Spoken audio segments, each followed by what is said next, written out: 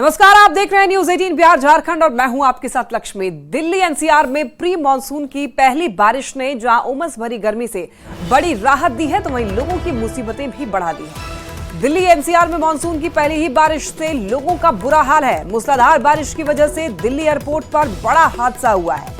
बारिश की वजह से टर्मिनल 1 की छत गिर गई।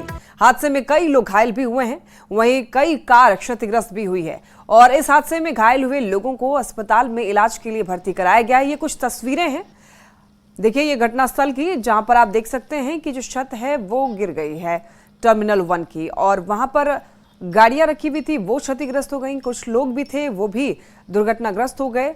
जो लोग घायल हुए उन्हें बता दें आपको कि अस्पताल भर्ती कराया गया है इलाज के लिए। तो आईजीआई एयरपोर्ट पर बड़ा हादसा और आपको बता दें कि यहां पर टर्मिनल 1 की छत गिर गई है, जिसकी वजह से कुछ लोग घायल भी हुए, जिन्हें अस्पताल में भर्ती करा दिया गया है। कई लोगों के घायल होने की खबर सामने आ रही है। वहीं आपको बता दें कि वहां पर रखी हुई कई गाड़ियां भी क्षतिग्रस्त हो गई हैं, जिसकी तस्वीरें आप देख सकते हैं। तो देखिए ये पहली बारिश ने ही पोल खोल दी है। तेज बारिश की वजह से कई जगहों पर जलजमाव की स्थिति है, तो कई जगहों पर आपको बता दें कि ऐसी घटनाएं सामने आ रही है। दिल्ली से एक बड़ी खबर, सक्षमता परीक्षा पर सुप्रीम कोर्ट की टिप्पणी। एग्जाम पास कीजिए या नौकरी छोड़ दीजिए। सक्षमता परीक्षा रद्द करने की मांग खारिज कर दी गई। शिक्षक संघों ने दी थी याचिका। राष्ट्र निर्माण में शिक्षकों का योगदान, शिक्षकों को कौशल अपग्रेड करना चाहिए और ऐसा नहीं करने वाले नौकरी छोड़ सकते हैं। सुप्रीम कोर्ट की तरफ से यह कहा गया। गुणवत्ता बेहतर करने के लिए परीक्षा जरूरी। सक्षमता परीक्षा पर सुप्रीम कोर्ट की तरफ से यह टिप्पणी दी गई है। ज्यादा जानकारी के लिए न्यूज 18 संवाददाता सुशील पांडे हमारे साथ जुड़ रहे हैं। सुशील, देखिए सुप्रीम कोर्ट की तरफ से सक्षमता परीक्षा को लेकर के टिप्पणी दी गई है, एक बार पूरी जानकारी दीजिए। जी देखिए, साफ तौर से ये अपने आप में एक बड़ी टिप्पणी के तौर पर देखा जा सकता है, क्योंकि सुप्रीम कोर्ट ने सीधे तौर पर इस पूरे मामले में ये कहा है कि अगर शिक्षा के स्तर को सुधारने के लिए कोई राज्य सरकार इस प्रकार की परीक्षा लेती है तो तमाम शिक्षकों को राष्ट्र निर्माण के लिए इस प्रकार की परीक्षा में शामिल होना चाहिए, ना कि इसका विरोध करना चाहिए। जस्टिस नागरत्ना जो इस पूरे मामले की सुनवाई कर रही थी, उन्होंने कहा है कि हमने शिक्षा के स्तर को ऐसे स्तर पर देखा है कि पोस्ट ग्रेजुएट के शिक्षक अगर उनसे हस्ताक्षर या उनसे लीव एप्लीकेशन भी लिखने के लिए कह दिया जाए तो वो नहीं लिख पाते हैं। तो ऐसे में शिक्षकों की दक्षता पर कोई भी राज्य सरकार इस प्रकार की परीक्षा लेती है तो हमें उसका समर्थन करना चाहिए। और जो शिक्षक इसका विरोध कर रहे हैं उनको या तो नौकरी से छोड़ देना चाहिए, क्योंकि अगर उनको अपनी कार्य क्षमता पर किसी भी तरीके का शक है तो वो इस परीक्षा से दूर भागेंगे। अब सबसे बड़ी बात यह है कि शिक्षा के स्तर को सुधारने का सबसे बड़ा काम शिक्षकों पर है और वही शिक्षक अगर इस प्रकार की परीक्षा का विरोध करेंगे तो ऐसे में सुप्रीम कोर्ट की इस टिप्पणी के मायने बहुत दूर तक हैं। और सुशील, अब इसके बाद शिक्षक संघों के द्वारा क्या कुछ कहा गया है? जी, तमाम शिक्षक संघ जो फिलहाल सुप्रीम कोर्ट पहुंचे थे उनकी तरफ से कहा गया है कि अगर इस पूरे फैसले से वो संतुष्ट नहीं है, वो इस पूरे मामले में रिव्यू पिटीशन फाइल करेंगे। लेकिन सुप्रीम कोर्ट की ये टिप्पणी सीधे तौर पर शिक्षा के स्तर में सुधार को लेकर देखी जा रही है, तो उम्मीद बहुत कम है कि इस पूरे मामले पर रिव्यू पिटीशन फाइल किया जाएगा। लेकिन कहीं ना कहीं बिहार सरकार को इस पूरे मामले से कहीं ना कहीं एक बड़ी राहत जरूर हुई है। ठीक है सुशील, बहुत धन्यवाद आपका तमाम जानकारियों के लिए। बिहार में प्रधानाध्यापक भर्ती परीक्षा आज दोपहर 12 बजे से शुरू होगी परीक्षा। अभ्यर्थियों को परीक्षा शुरू होने से 2.5 घंटे पहले सेंटर पर पहुंचना होगा और यह अनिवार्य है। परीक्षा शुरू होने से 1 घंटे पहले गेट बंद कर दिया जाएगा। 6061 पदों के लिए परीक्षा आयोजित होगी। वहीं आपको बता दें कि कल हेड टीचर भर्ती परीक्षा का भी आयोजन होगा। हेड टीचर के लिए कुल 40,247 पदों के लिए परीक्षा होगी। ये बड़ी खबर, कल हेड टीचर भर्ती परीक्षा। आज आपको बता दें कि प्रधानाध्यापक भर्ती परीक्षा आज दोपहर 12 बजे से शुरू होने वाली है और इसके लिए 2.5 घंटे पहले पहुंचना अनिवार्य है और 1 घंटे पहले परीक्षा सेंटर के जो गेट हैं वो बंद कर दिए जाएंगे। और राजधानी पटना से एक बड़ी खबर है, सीएम नीतीश कुमार आज दिल्ली जाने वाले हैं। आपको बता दें कि दिल्ली दौरे पर निकलेंगे मुख्यमंत्री नीतीश कुमार और उनका ये 3 दिनों का दौरा होगा। जेडीयू राष्ट्रीय कार्यकारिणी की इस बैठक में शामिल हो सकते हैं मुख्यमंत्री नीतीश कुमार। और आपको बता दें कि कल 11:30 बजे से बैठक होने वाली है जेडीयू राष्ट्रीय कार्यकारिणी की। इस बैठक में कई अहम फैसले लिए जा सकते हैं। तो ये बैठक कई मायने में महत्वपूर्ण है और इस बैठक में शामिल होने के लिए मुख्यमंत्री नीतीश कुमार दिल्ली जा रहे हैं। हालांकि 3 दिनों का दौरा है मुख्यमंत्री नीतीश कुमार का, तो दिल्ली दौरे के लिए रवाना होने वाले हैं आज। और कल जेडीयू की कार्यकारिणी की बैठक भी होगी, उसमें भी शामिल होंगे। 11:30 बजे का समय तय किया गया है इस बैठक के लिए। मुजफ्फरपुर में बदमाशों ने किराना दुकानदार को गोली मार दी। गंभीर हालत में दुकानदार को अस्पताल में भर्ती कराया गया है। दुकानदार को अपराधियों ने 2 गोली मारी। घटना कांटी थाना क्षेत्र के डेभा गांव की बताई जा रही है।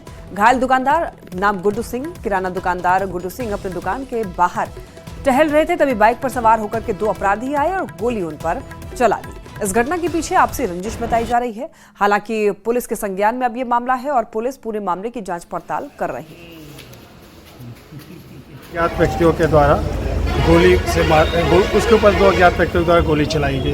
और गोली चलाने के दौरान जिस व्यक्ति को गोली लगी उस व्यक्ति को एक गोली सर के पास लगी और एक गोली उसके हाथ में लगी। सूचना मिलने के साथ तुरंत उसको इलाज के लिए माँ जानकी हॉस्पिटल लाया गया और जहाँ पे उनका इलाज चल रहा है, अभी वो खतरे से बाहर हैं। मैं दुकान पे गया शाम के टाइम में लगभग 8 साढ़े 8 बजे। वहाँ मैं गया, मुझे इच्छा हुआ ठंडा पीने का। मैं ठंडा दुकान से लेकर अपने दुकान से मैं पी रहा था। इसी बीच में एक बाइक सवार 2 लोगों से आए और हम फ़ोन से बात कर रहे थे और ये दोनों आदमी आराम से गाड़ी लगा के खड़े थे। मैं तो समझ नहीं रहा था कि ये हत्यारा है। मैं बात करते हुए और मैं आगे बढ़ रहा था। जब जैसे मैं हल्का दूरी पे था कि मुझे टकाटक एक यहाँ तो एक मेरे हाथ में गोली मार दिया।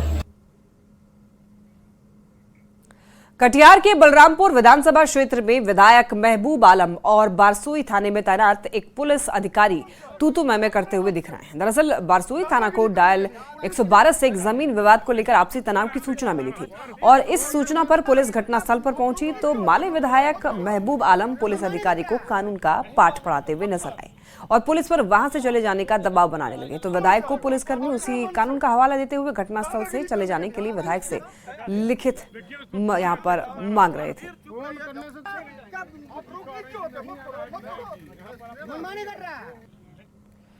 कटिहार पुलिस ने मोतिहारी जिले के मधुबन नौरंगिया की रहने वाली ईशा जायसवाल को पटना में अपने बॉयफ्रेंड निस्ताक आलम के साथ गिरफ्तार किया। दोनों की साइबर फ्रॉड मामले में गिरफ्तारी हुई है, लेकिन दोनों का पाकिस्तान कनेक्शन सामने आने के बाद मोतिहारी पुलिस अलर्ट हो गई है। न्यूज 18 की टीम ईशा जायसवाल के घर पहुंची तो आरोपी की मां ने बताया कि उनकी बेटी रील्स खूब बनाती थी, लेकिन रील्स बनाते बनाते क्या करने लगी ये नहीं पता चल पाया। 4 साल पहले उसने नेपाल में शादी कर ली, जिसके बाद उसका परिवार से संपर्क नहीं रहता था। 6 महीने पहले अपने बेटे को मां के पास छोड़ करके कहीं चली गई। ईशा की मां ने बेटी को फंसाने का आरोप लगाया है। लड़की हूँ, रोटी बनाने से लेकर रोटी कमाने तक की हिम्मत रखती हूँ। देखिए, ईशा जायसवाल रील बनाने की बड़ी शौकीन थी, पढ़ाई भी उन्होंने की थी, लेकिन एक बड़े मामले में वो फंस गई है। कटिहार पुलिस ने उनकी गिरफ्तारी की है पटना से, कदम कुआं से। और जो मामला सामने आया है कि पाकिस्तान में बैठे आकाओं के इशारे पर वो साइबर फ्रॉड करती थी। अपने दोस्त के साथ मिलकर वो साइबर फ्रॉड का काम करती थी। देखिए, यही तस्वीर है। ये तस्वीर जो है पूर्वी चंपारण के मधुबन प्रखंड के नौरंगिया की तस्वीर है और यही उनका पैतृक घर भी है। देखिए, ईशा जायसवाल जो है पढ़ने में भी तेज थी और घर पे उनकी माता जी हैं, जो माता जी से हम बात कर लेते हैं। चाची, बेटी क्या करती थी, कुछ पता होता है आपको? नहीं, हमको पता नहीं है। क्या करती थी? रील बनाती थी? रील तो बनाती थी, इसके बारे में तो पता है, और क्या करती थी मुझे ये सब पता नहीं। कब शादी किया था आपने उनका? 2020 में। कहाँ किए थे? सरमुजवा, नेपाल में। बेटा भी है उनका? हाँ, बेटा भी है। बेटा के पास रहती थी कि बेटा को छोड़ दी? 6 महीना पहले आई थी और बोली कि हम आ रहे हैं तो लड़का को ले जाएंगे, तो यहीं छोड़ के चली गई। उसके बाद यहाँ आई नहीं है। आप ही उसका पाल पोषण? हाँ, 6 महीना से हम ही रखे हुए हैं। पता है कि कितना साइबर फ्रॉड में पकड़ा गई है? नहीं, मुझे तो पता नहीं था। 5 करोड़ से ज्यादा का रुपया का फ्रॉडगिरी की है। आपको जानकारी कुछ नहीं है? बेटी क्या करती थी, क्या नहीं? नहीं, हमको कुछ पता नहीं था। अच्छा, उसके पिताजी क्या करते हैं? वो तो एथी का काम करते हैं, खाना बनाते हैं, बाहर में अपना काम धंधा करते हैं। हाँ। आपको शक है कि पुलिस फंसा रही है? पुलिस फंसा या कोई आदमी फंसा है। क्या नाम है आपका? क्या नाम है आपका?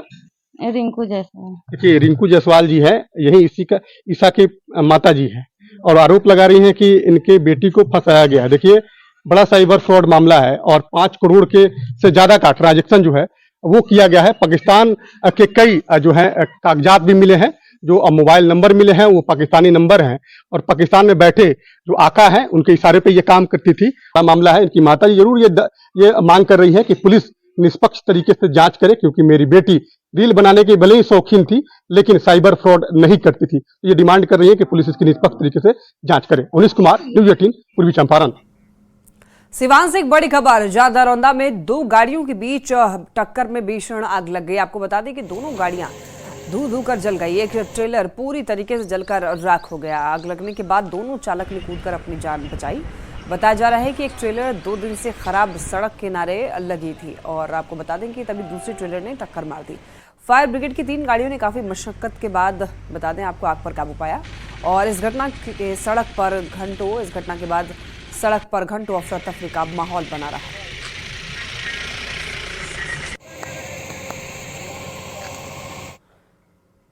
छपरा के जलालपुर स्थित डीएलएड कॉलेज के फेयरवेल पार्टी में डांस का एक वीडियो वायरल हुआ। डांस का वीडियो इसी महीने का बताया जा रहा है। दरअसल डीएलएड के छात्रों का यहाँ पर 2 वर्षीय पाठ्यक्रम खत्म होने के बाद विदाई समारोह का आयोजन हुआ था। उस कार्यक्रम के दौरान एक छात्र ने डांस किया जो सोशल मीडिया पर वायरल हो रहा है। न्यूज़ 18 इस वायरल वीडियो की पुष्टि नहीं करता, लेकिन बताया जा रहा है कि कॉलेज की तरफ से छात्रों पर कार्रवाई की जाए।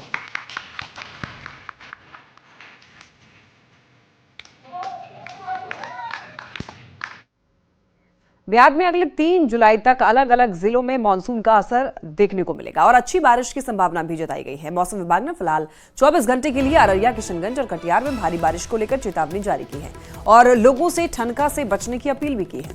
ज्यादा जानकारी दे रहे हैं न्यूज़ 18 संवाददाता रजनीश कुमार। जैसे बिहार में मानसून मजबूत होता जा रहा है, वैसे वैसे अलग अलग जिलों में बारिश की संभावना भी बढ़ती जा रही है। मौसम विभाग ने एक बार फिर से राज्य के 3 जिलों के लिए अलर्ट जारी किया है और चेतावनी दी है कि किशनगंज, अररिया, कटिहार में अगले 24 से 48 घंटे में भारी बारिश हो सकती है। इसके साथ साथ लोगों से ठनका से भी बचने की अपील की गई है। बता दें आपको कि अरब सागर से मजबूती के साथ मानसून जो है लगातार बिहार पहुंच रहा है और अगले 2 दिनों में पूरे बिहार को मानसून कवर कर लेगा, जिसमें बक्सर, अरवल, आरा, भभुआ, औरंगाबाद, रोहतास, गया, जहानाबाद, शेखपुरा, सिवान, गोपालगंज, नालंदा, ये जिले ऐसे हैं जहां पर अब तक बारिश नहीं हुई है। इन जिलों में भी अच्छी बारिश की संभावना जताई गई है। साथ ही मौसम विभाग ने किसानों से भी अपील की है कि आप खुले में ना रहें। बारिश के दौरान जब बिजली चमके या वज्रपात की चेतावनी जारी हो तो आप खुले में ना रहें और पक्के स्थान पर आप शरण ले लें। बता दें आपको कि राज्य में 3 जुलाई तक के लिए फिलहाल अलर्ट जारी किया गया है, जिसमें मध्यम से लेकर भारी बारिश की संभावना जताई गई है। सबसे अधिक बारिश पश्चिमी चंपारण के रामनगर में जो है दर्ज की गई है, यानी 108.2 मिलीमीटर रामनगर में बारिश हुई है, जबकि पटना में महज 43 मिलीमीटर बारिश हुई है। इसके साथ साथ अगर बात करेंगे मानसून की, तो मानसून जो है पिछले 7 दिन पहले बिहार में प्रवेश कर गया था। हालांकि मानसून जो है भागलपुर में आकर और रक्सौल के बॉर्डर पर आकर रुक गया था, जिसकी वजह से जिलों में बारिश नहीं हो रही थी और कुछ जिले को छोड़कर सभी जिले जो है हीट वेव के साथ साथ उमस भरी गर्मी से लोगों को जो है एक तरह से परेशान कर रहा था। तो निश्चित रूप से अब मानसून जो है मजबूत होता जा रहा है और अब लोगों को राहत मिलने वाली है, क्योंकि अगले 48 से 72 घंटे के भीतर उत्तर बिहार के साथ साथ दक्षिण बिहार में भी अब हीट वेव में राहत मिलेगी, क्योंकि मानसून मजबूत होगा और अच्छी बारिश होगी। कैमरामैन अमित के साथ रजनीश कुमार, न्यूज़ 18 पटना। बिहार के कई जिले में झमाझम बारिश तो हो ही रही है, लेकिन कई ऐसे भी जिले हैं जहां पर गर्मी से अभी भी लोग परेशान हैं। बात अगर सिवान की करें तो यहां पर अभी भी तापमान 30 और 35 डिग्री के बीच रह रहा है। सिवान में कभी हल्की बारिश तो कभी तेज धूप से लोग परेशान हैं। सबसे ज्यादा परेशानी किसानों को हो रही है, क्योंकि उनकी खेती पर इसका असर पड़ रहा है। ज्यादा जानकारी दे रहे हैं न्यूज़ 18 संवाददाता मृत्युंजय सिंह। मानसून दस्तक दे दिया है। बिहार के कई जिले में झमाझम बारिश हो रही है तो कई जिले में धूप। सिवान में भी कभी बारिश और कभी धूप से लोग परेशान है। यह तस्वीर हम दिखाने की कोशिश करेंगे ओवर ब्रिज की है, जहां हल्की हल्की धूप है और आसमान में काले काले बादल भी आप देख सकते हैं। कुछ लोग हैं, हम जानने की कोशिश करेंगे कि किस तरह महसूस कर रहे हैं, कैसा महसूस कर रहे हैं। हमें ये बहुत बेकार महसूस हो रहा है। जैसे बारिश थोड़ा होगा तो बहुत अच्छा महसूस करेगा। अभी गर्मी बहुत हार्ड है, टेम्परेचर 35 प्लस है सिवान जिले के बाद। बारिश और धूप से बहुत परेशानी हो रहा है कि कभी गर्मी हो रहा है, बहुत आदमी तबाह हो जा रहा है। कहीं बारिश हो रहा है तो बढ़िया लग रहा है, थोड़ा मौसम सही हो रहा है। गर्मी पड़ रहा है और बारिश कितना हल्का फुल्का फुहारा आ रहा है और बारिश होता झमाझम बारिश होता तो धान का खेती होता, धान बुआई होता। सिवान में अभी भी लोगों को झमाझम बारिश का इंतजार है, ताकि झमाझम बारिश हो तो सिवान के लोगों को उमस भरी गर्मी से निजात मिल सके, तो वही किसान अपने धान की बुआई कर सके। मृत्युंजय सिंह, न्यूज़ 18 सिवान। गोपालगंज में मानसून पूरी तरीके से सक्रिय हो गया है। लगातार तीसरे दिन मेघ गर्जन के साथ कई इलाकों में बारिश हो रही है। बारिश होने के साथ ही खेतों में हरियाली लौटने लगी है। गन्ना, मक्का और धान की बिचड़ा के लिए बारिश काफी फायदेमंद साबित हो रहा है। वहीं तापमान में भी गिरावट दर्ज की गई है। गोपालगंज से मौसम का हाल बता रहे हैं न्यूज़ 18 संवाददाता गोविंद कुमार। में पिछले 2 दिनों से लगातार बारिश हो रही है और आज भी मौसम विभाग ने बारिश को लेकर अलर्ट जारी किया है। आज दोपहर में हल्की बारिश होगी, लेकिन शाम के बाद मेघ गर्जन के साथ तेज बारिश का अलर्ट जारी किया गया है। वहीं बारिश की वजह से खेतों में हरियाली लौट आई है।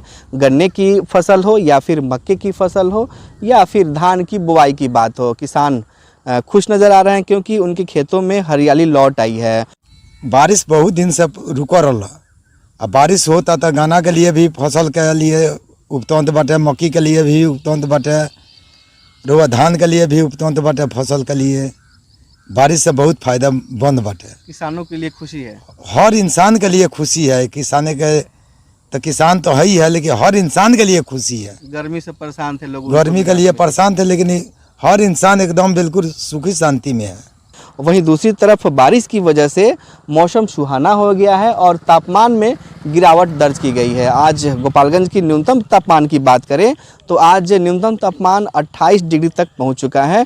वहीं अगर अधिकतम तापमान की बात करें तो यहां अधिकतम तापमान 34 डिग्री तक पहुंचने का अनुमान है। ऐसे में बारिश को लेकर मौसम विभाग ने अलर्ट जारी किया है और मौसम विभाग की माने तो अगले 1 सप्ताह तक गोपालगंज में लगातार झमाझम बारिश होगी। मेघ गर्जन को लेकर भी अलर्ट जारी किया गया है। गोविंद कुमार, न्यूज़ 18 गोपालगंज।